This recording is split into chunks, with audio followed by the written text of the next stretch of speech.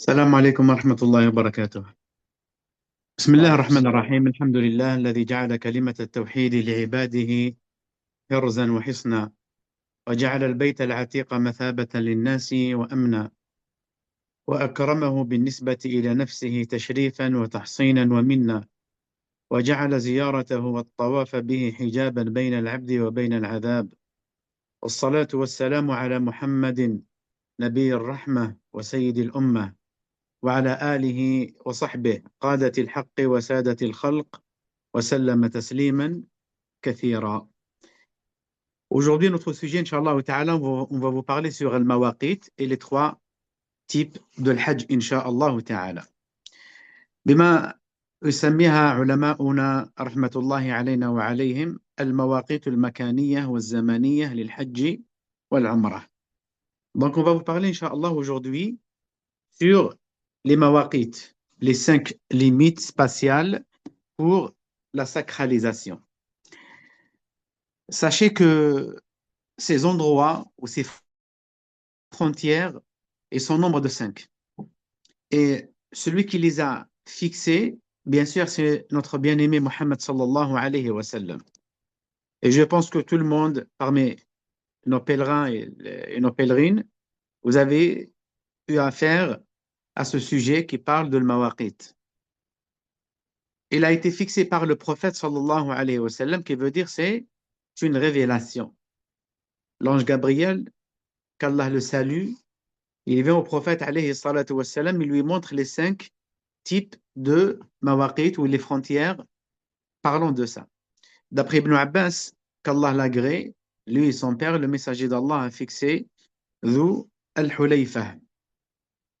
Dhu al-Hulayfa comme limite pour les habitants de Médine, et Al-Juhfa comme ceux de Al-Sham, et Qarnul Manazil pour ceux de Najd, et Yalamlam pour les Yéménites.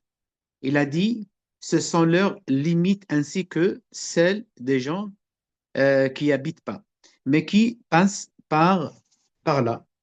Donc ici, ce qui nous intéresse, nous, les pèlerins qui vont partir de l'Europe généralement, c'est Dhul Hulayfa et Al-Juhfa. Dhul Hulayfa.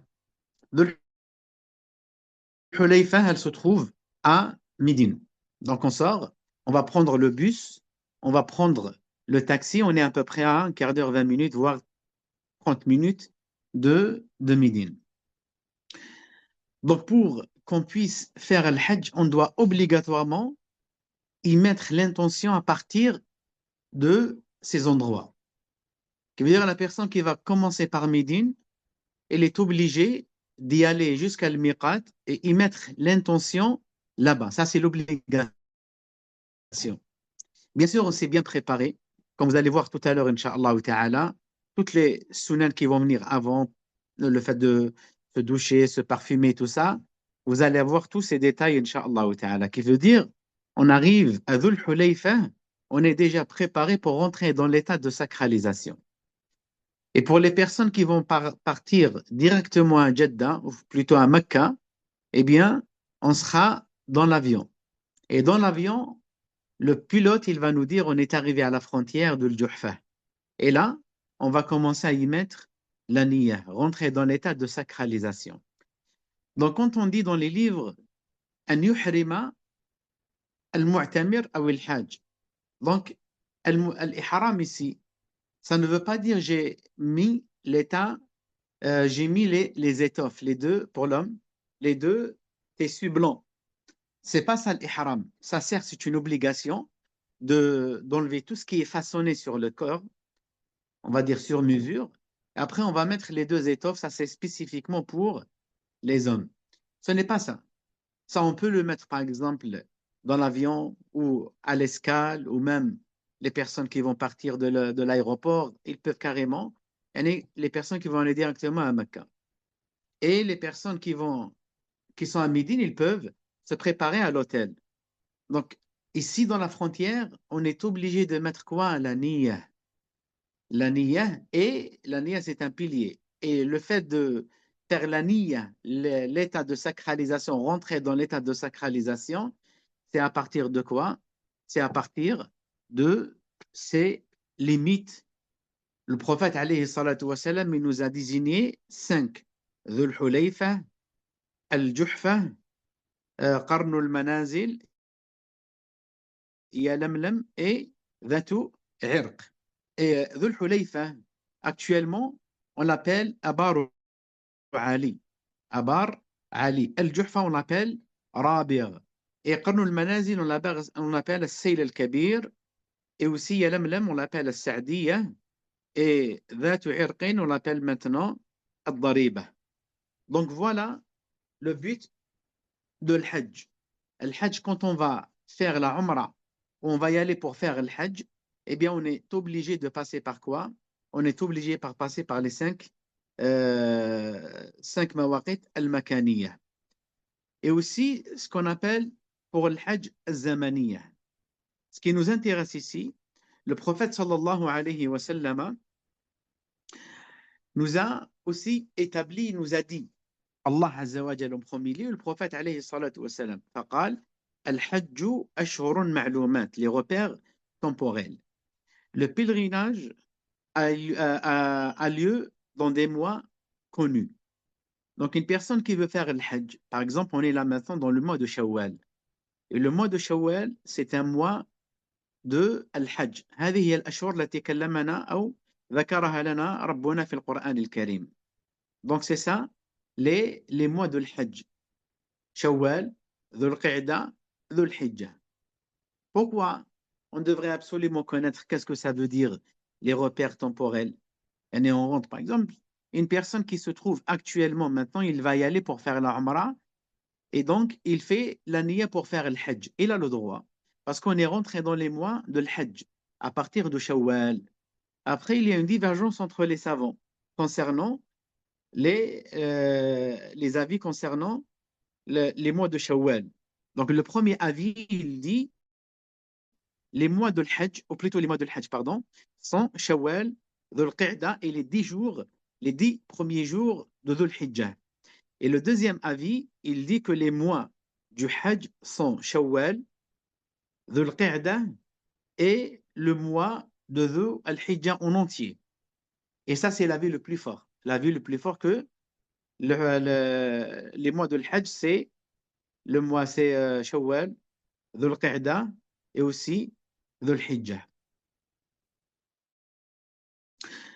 Pourquoi on devrait savoir tout cela? Parce que la personne, il peut retarder, par exemple, Tawaf al-Ifada. Tawaf al-Ifada, on va le faire le 10e jour, Inch'Allah ta'ala, à partir du 10e jour. Comme on peut le faire le 11, le 12, le 13, jusqu'à la fin de Dhul Hijjah. Donc, dans cette situation, il n'y a aucun problème de retarder Tawaf al-Ifada. Il faut savoir aussi que cette divergence a des conséquences sur les rites du Hajj, qui sont la première, il n'est pas permis de retarder un acte de Hajj au-delà des 3 mois déterminés, sauf en cas de nécessité. On n'a pas le droit de retarder, par exemple, le rasage ou le fait de couper les cheveux jusqu'à Muharram. Ça, c'est strictement interdit, à l'exception d'une personne qui est excusée, comme par exemple avoir des blessures sur la tête. Ou dans ce cas, il peut attendre la guérison de ses blessures pour pouvoir se raser la tête. L'exemple aussi d'une femme qui a accouché. Elle va avoir ses lochis, ou une femme elle a eu indisposée, elle a eu ses menstrues, tout ça, elle a le droit de retarder, comme ça pour qu'elle puisse faire Tawaf al-Ifada par exemple. À l'exception d'une personne qui est là-bas en tant que voyageur. Donc là, il va revenir dans son pays et la femme, elle est dans l'état elle est indisposée. Là, on lui dit, rentre al haram avec ton état et fais tawaf al-ifada, comme ça pour que on peut voyager avec le groupe. Donc voilà généralement concernant ces repères. Cheikh Al-Uthaymin, rahimahullah ta'ala, il fut questionné concernant cette question. قال رحمه الله تعالى عن حكم من تجاوز الميقات بدون إحرام فأجاب. Donc maintenant la question, une personne qui va, quel est le jugement d'une personne qui va dépasser le miqat sans être entrée en état de sacralisation. Donc ici, il y a un jugement.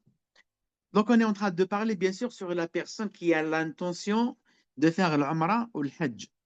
Il n'a pas le droit de dépasser le miqat. Comme il n'a pas le droit d'y mettre l'intention avant, par exemple à l'hôtel, il doit partir à le miqat, soit sur place quand il va partir en bus, soit dans le TGV. Maintenant, il y a le TGV, et dans le TGV, on a le droit, il n'y a aucun problème de y mettre l'intention à partir du TGV, et généralement, le conducteur, il va rappeler à tout le monde qu'on est arrivé à Al-Miqat. Là, on commence à faire التلبية لبيك اللهم عمرة أو لبيك اللهم حجة comme on va voir Inch'Allah Ta'ala.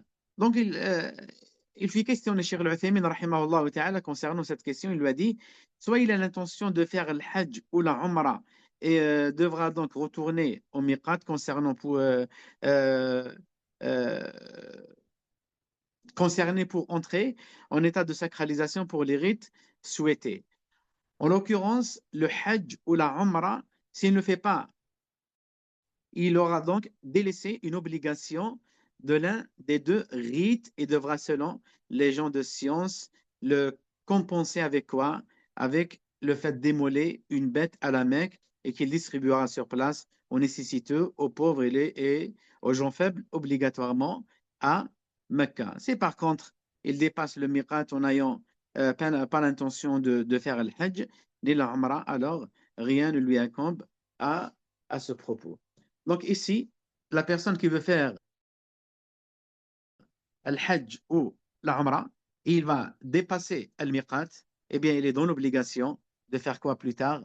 De sacrifier, s'il va dépasser le Miqat, de sacrifier une bête sur place à Mecca, il va la distribuer sur les pauvres de Mecca. D'accord? Donc il faut faire très attention à cela.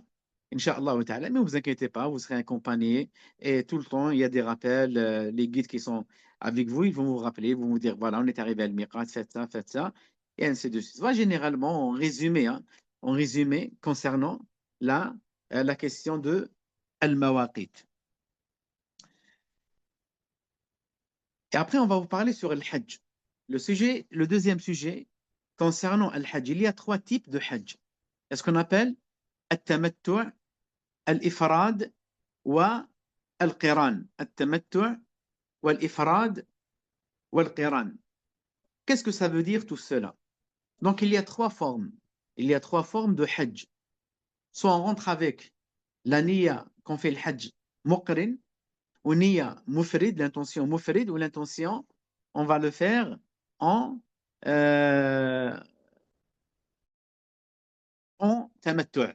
Donc on fait tamattu' ou al-mufrid ou al-qiran. Et sur cela, les ulama, ils ont divergé sur quoi?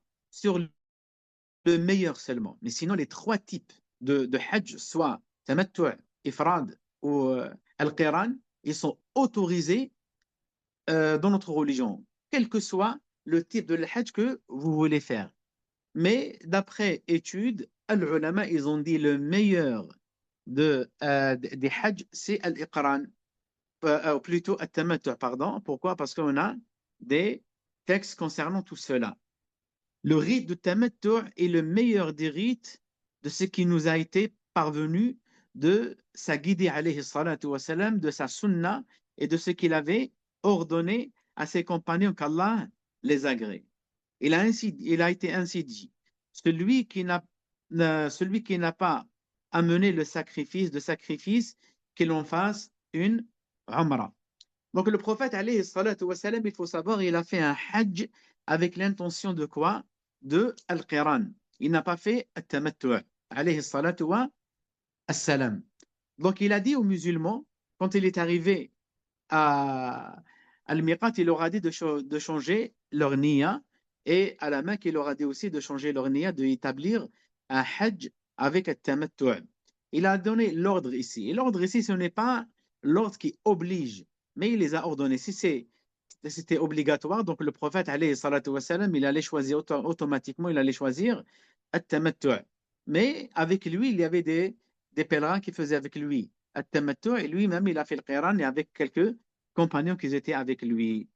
Et le prophète, alayhi salatu wa salam, il a dit, si je pourrais revenir dans le passé, je n'aurais pas rapporté la bête de sacrifice avec moi et j'aurai fait une umrah.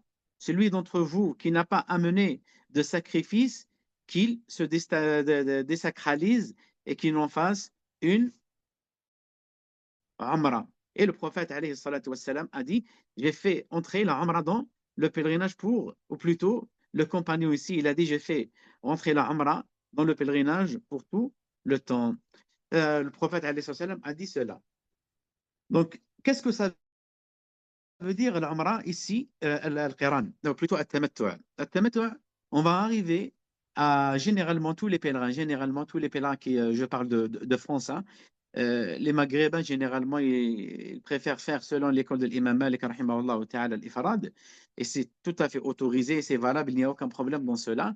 Donc, on est en train de parler sur le fait de ce qui est le préférable, c'est at-tamattu'. Pourquoi? Parce que le prophète, alayhi salatu wassalam, a dit, si je n'ai pas ramené avec moi la bête du sacrifice, eh bien, j'aurais fait rentrer la Umrah dans le pèlerinage et je vais faire at-tamattu'.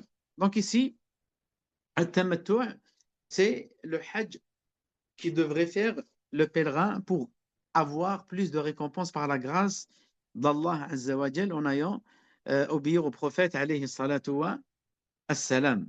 Alayhi salatu wa assalam. Et Ibn Qudam, rahimahullah ta'ala, il a dit, et les gens de science sont unanimes quant à l'autorisation d'entrer en état de sacralisation en choisissant n'importe lequel de ces trois rites. Ces trois rites. Donc, on a, comme je vous ai dit, at-tamattu', al-ifrad et al-qiran. On est arrivé à l'endroit où on va faire la niya, établir la niya. Ici, on va dire labbaik Allahumma umrah pour at-tamattu'. Donc, qu'est-ce que ça veut dire? J'arrive, je fais la umrah. J'arrive à Mecca, je fais la Umrah, je termine la Umrah, je sors de l'état de sacralisation et après j'attends le 8e de Dhul Hijjah et là je vais faire la niya de faire quoi? La niya de faire al-Hajj. Donc je dis labbaik Allahumma hajjatan la riya'a fiha wa la sum'a. Donc voilà, généralement, en résumé, qu'est-ce que ça veut dire Hajj at-tamattu'. Par contre, la personne qui va faire les autres rites, il doit suivre certains avis et certains recommandements du prophète sallallahu alayhi wa sallam. Donc, pour revenir à tamattu', c'est le fait d'entrer en état de sacralisation pour la Umrah durant les mois du Hajj, puis en sortir, puis se remettre en seconde fois en état de sacralisation afin d'effectuer le Hajj et c'est le même et c'est la même année.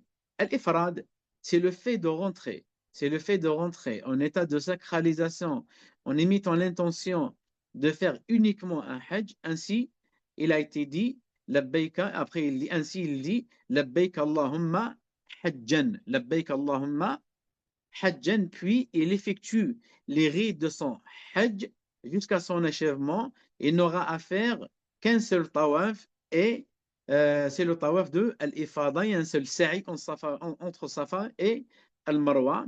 Et celui-ci on appelle al-ifrad. On appelle al-ifrad. Donc ici, tamattu'. Al-tamattu', il va faire pendant la Umrah al-tawaf, il va faire aussi al-sa'i.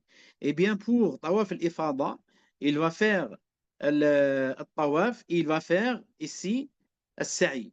Par contre, celui qui a fait al-ifrad, il n'a pas à refaire le hajj, il n'a pas à refaire le sa'i s'il a fait le sa'i pendant sa umrah. Al-qiran, c'est le fait d'entrer dans la sacralisation pour le hajj et la umrah en même temps, puis prononcer la talbiya en disant Allahumma labbayka umratan wa hajjan. Ces rites sont les mêmes qu'al-ifrad. Il fait tawaf, as-sa'i, dès qu'il arrive à la Mecque, il reste à l'état de sacralisation jusqu'à ce qu'il termine son hajj. Lorsqu'il aura terminé son hajj après Arafat, il effectue le jour de l'Eid, yani le 10e jour de l'Hijjah, le tawaf, al-ifada seulement, sans faire le sa'i. On va vous envoyer, Inch'Allah ta'ala, un tableau sur les groupes, comme ça, pour voir la différence dans tout cela. Et pour terminer, il y a une petite recommandation, ou sinon un rappel, ou un petit rappel. Il faut savoir que Al-Hajj, Barakallahu fikum, mais toutes les adorations, en réalité, Allah Azza wa Jal nous a facilité tout cela.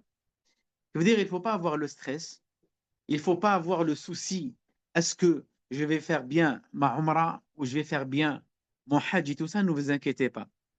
Donc, une personne qui lit, donc tant mieux pour lui, alhamdoulilah, il a un livre à suivre et ainsi de suite, c'est tant mieux. Une personne qui est âgée, ni il va lire l'arabe, ni il sait lire l'arabe, ni il sait lire le français, ne vous inquiétez pas. C'est la même chose quand une personne va à la mosquée. Il rentre l'imam, il va suivre l'imam. L'imam, il dit Allahu Akbar, il dit Allahu Akbar. Il s'incline. Il se prosterne, il se prosterne. Donc, sur place, vous serez encadré, vous n'êtes pas seul. Donc, il veut dire il y a toujours un mourchid avec vous. Donc, nous, on serait avec vous, Inch'Allah ta'ala, pendant la Umrah, pendant tous les rites, du début jusqu'à la fin. Inch'Allah ta'ala, on sera avec vous. Donc, une personne qui ne connaît pas, il n'a pas à avoir le souci, et il ne va pas faire bien sa Umrah ou son Hajj, Inch'Allah ta'ala. Vous êtes en train de voyager avec des frères de la Sunna, qui veut dire nous, on ne va pas se contenter à mettre en pratique les piliers ou les obligations ou les conditions. Non, on va aussi rajouter, embellir nos adorations, soit la Umrah ou soit Al-Hajj avec les sunnahs du prophète sallallahu alayhi wa sallam. Donc, Inch'Allah ta'ala, on va essayer de faire le maximum des sunnahs du prophète sallallahu alayhi wa sallam, comme d'habitude et comme chaque année. Donc, ne vous inquiétez pas, il faut pas avoir le stress à dire, voilà, est-ce que euh, je vais faire normalement mon hajj, est-ce qu'il va être accepté ou non? L'acceptation, c'est Allah Azza wa Jal qui le détient. Donc nous, on ne sait pas. Mais ce qui est sûr, bihawlillahi ta'ala, et qu'Allah nous vienne en aide, vous serez très bien encadré et on va vous noyer avec des informations.